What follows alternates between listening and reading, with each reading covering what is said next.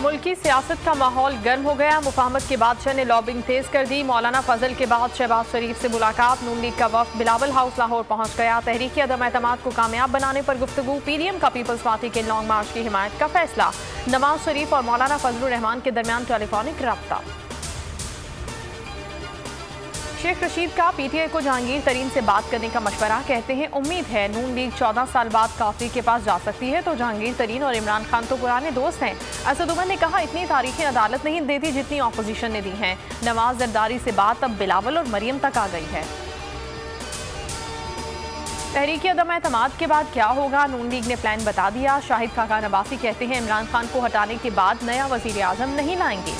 आम इंतखाबात करवाए जाएंगे ताकि नई पार्टी को पूरे 5 साल हुकूमत मिले। राना सना कहते हैं कि तहरीक की कामयाबी तक तमाम राज पोशीदा रखे जाएंगे। सियासत में राब्ते होते रहते हैं, फैसला वही करेंगे जो मुल्क की मुफाद में होगा। स्पीकर पंजाब असम्बली परवेज इलाही कहते हैं काफ लीग पार्लियामेंट के अंदर और बाहर अवामी खिदमत में अपना भरपूर किरदार अदा कर रही है। नूर मुकदम कातिल केस का ट्रायल 4 माह बाद मुकम्मल। सेशन अदालत ने दलाइल के बाद फैसला महफूज कर लिया। 24 फरवरी को सुनाया जाएगा। मकतूला के वालिद शौकत मुकदम तफ्तीश से मुतमईन, अदालत से इंसाफ की उम्मीद लगा ली।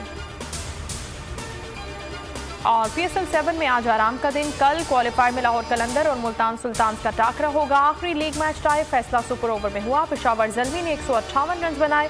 वहाब 11 ने सुपर ओवर में मैच जीता।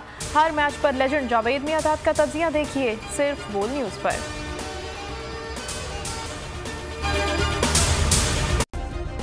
सब्सक्राइब करें और बेल दबाएं ताकि कोई खबर रह न जाए।